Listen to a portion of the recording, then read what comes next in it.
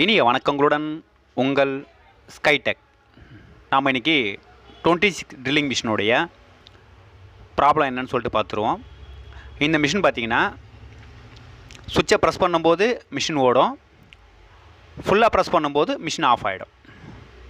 பார்த்திங்கன்னா தெரியுதுங்களா, விட்டு விட்டு எரியுதுங்களா? ஸோ ஃபுல்லாக ப்ரெஸ் பண்ணால் உடனே ஆஃப் ஆகிடும். ஸோ ரிவைஸ் ஃபார்வர்டு சுவிட்ச் சரியாக உட்காரனாலும் இந்த கம்ப்ளைண்ட் இருக்கும். நம்ம ரிவைஸ் ஃபார்வர்டு சுவிட்சையும் ரொட்டேட் பண்ணி பார்த்துட்டோம். இங்கே பாருங்கள், விட்டு விட்டு எரியுது. லைட்டாக ப்ரெஸ் பண்ணால் எரியும், அதிகமாக ப்ரெஸ் பண்ணால் ஆஃப் ஆகிடும், விட்டு விட்டு ஓடும். இந்த பிரச்சனை என்னென்னா இதில் இருக்கிறது சுவிட்ச் ப்ராப்ளம். சுவிட்சை சேஞ்ச் பண்ணோம். இதே சில மிஷினில் பார்த்தீங்கன்னா ரிவைஸ் ஃபார்வர்டு வந்து அதான் ப்ரஷ் ஹோல்டர்னு சொல்லுவாங்க, அது பார்த்திங்கன்னா சரியாக ரொட்டேட் ஆகிருக்காது. அதனால் வந்து இந்த கம்ப்ளைண்ட் வரும். சுவிட்சை ப்ரெஸ் பண்ணும்போது அது வந்து ரிவைஸ் ஃபார்வர்டு ப்ரஷ் ஹோல்டரை வந்து அப்படியே மேலே தூக்கி விட்டுரும். ஸோ அதனால் வந்து இந்த பிரச்சனை வரும். இப்போ நம்ம சுவிட்சு வந்து ஆல்ரெடி நம்ம இதுக்கு வாங்கிட்டோம். சுவிட்சில் பார்த்திங்கன்னா மேலே ஒரு பின் டைப்பில் மேலே ஒன்று இருக்கும், கீழ் சைடு ஒன்று இருக்கும். இது ரெண்டும் அவுட்டு, காயில் சப்ளை உள்ளே கொடுக்க வேண்டியது. 2 ஸ்க்ரூ டைப் இருக்கும், அது வந்து பவர் சப்ளை கொடுக்க வேண்டியது. அவ்வளோதான், வெறும் 4 கனெக்ஷன் பாயிண்ட் தான் இருக்கும்.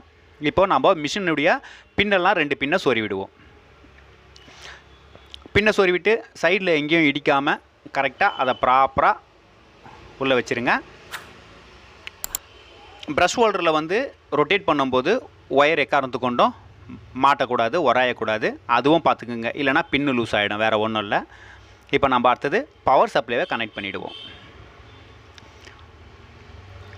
நம்ம சுவிட்சை பொசிஷன் பண்ணும்போது பார்த்திங்கன்னா சைடில் எங்கேயும் மாட்டாமையும், மேலே நம்ம கவர் போடும்போது இடிக்காமையும், ஒயர் டேமேஜ் ஆகாமல் கரெக்டான பொசிஷனில் வச்சுருங்க.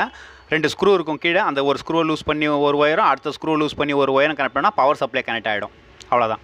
சுவிட்சை பொசிஷன் பண்ணிவிட்டு ப்ரெஸ் பண்ணி பார்த்தா தெரியும், ப்ரஷ் ஹோல்டரில் இடிக்காமல் இருக்கணும். ப்ரஷ் ஹோல்டரில் இடிச்சிது அப்படின்னா ப்ரஷ் ஹோல்டர் சரியாக லாக் ஆகலைன்னு அர்த்தம். இப்போ ஒயரை நம்ம பொசிஷன் பண்ணுறோம். ஓகேங்களா? அதோடு முடிஞ்சிச்சுன்னு நினைக்க வேணாம்.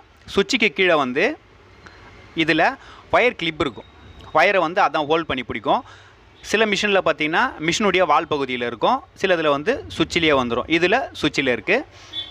அதை போட்டு நம்ம லாக் பண்ணிட்டோம் அப்படின்னா ஒயரை வந்து இழுத்துட்டு வராமல், நம்ம ஸ்க்ரூ டைட் பண்ணதுலேருந்து பிடிங்கிட்டு வராமல் இருக்கும். அதனால் அதை மறக்காமல் டைட் வச்சுருங்க. ஒயர் கிளிப் வந்து ரொம்ப முக்கியமான ஒரு விஷயம். ஒன்று சுவிட்சில் வரும், இல்லைனா மிஷினுடைய வால் பகுதி ஒயர் வர இடத்துல வரும். ப்ரஷ் டைட் பண்ணி வச்சாச்சு. இப்போ நம்ம ஒயரை கரெக்டான பொசிஷன் பண்ணுறோங்க. ப்ரஷ் ஹோல்டர்லேயும் எங்கேயும் இடிக்கக்கூடாது. இடிக்காமல் கரெக்டாக பொசிஷன் பண்ணி வச்சுட்டு நம்ம கவரை போட்டு லாக் பண்ணிடலாம். சுவிட்சில் 4 பாயிண்ட் தான். 2 பின்னு இருக்கும், 2 பின்னு சொருகிற மாதிரி இருக்கும். அதில் ஆல்ரெடி காயில் சப்ளையில் வந்து 2 பின்னு அடிச்சிருக்கும். அதை 2த்தையும் சொருவிட வேண்டியது தான். ஒன்று லென்த்தாக இருக்கும், ஒன்று ஷார்ட்டாக இருக்கும். ஓகேங்களா? லென்த்தாக இருக்குது தூரமாக இருக்கிறதுலையும், ஷார்ட்டாக இருக்குது கிட்ட இருக்கிறதுலையும் சொருவிட்டு பவர் சப்ளை கனெக்ட் பண்ணால் சுவிட்சு வேலை செய்ய ஆரம்பிச்சிடும். இப்போ நாம் இதை பேக் கவரை போட்டுறோம். பேக் கவர் வந்து கொஞ்சம் அந்த ஸ்க்ரூ ஏரியாவில் கொஞ்சம் டைட்டாக இருக்கும். சப்போஸ் வந்து ஒயர் எதுவும் சரியாக லாக் பண்ணலனாலும் சரியாக லாக் ஆகாது. அதை மட்டும் பார்த்துங்க. இப்போ பாருங்கள், இப்போ ப்ரெஸ் பண்ணும்போது கரெக்டாக லைட் எரியுது, விட்டு விட்டுலாம் எரியாமல் இருக்குது.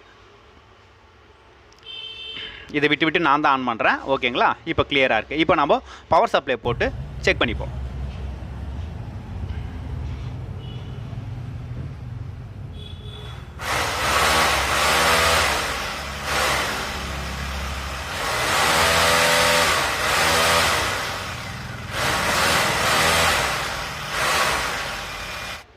நம்ம மிஷினை லாக் பண்ணும்போதே முன்னாடி லைன் எல்லாம் எங்கன்னா லூஸ் கனெக்ஷன் இருக்கா, பின்னெல்லாம் கரெக்டாக லூஸ் ஆகாமல் இருக்குங்களா அப்படின்றத எப்பயுமே செக் பண்ணிக்கோங்க. செக் பண்ணிட்டோம்னா நம்ம ஸ்க்ரூவை டைட் பண்ணிடலாம். டைட் பண்ணி முடிச்சோன்னா வேலை முடிஞ்சிச்சு. சுவிட்சை மாற்றுறது ரொம்ப ரொம்ப ரொம்ப சுலபமான ஒரு வேலை. ரிவர்ஸ் ஃபார்வர்டு சுவிட்ச் மாற்றுறது மட்டும்தான் கொஞ்சம் கஷ்டம். இதில் ப்ரஷ் ஹோல்டரும் அதுதான், ரிவர்ஸ் ஃபார்வர்டு சுவிட்சும் அதுதான். நம்ம பவர் சப்ளைவில் போட்டு செக் பண்ணிக்கலாம். கிளியராக தான் இருக்கும். ஓகேங்களா?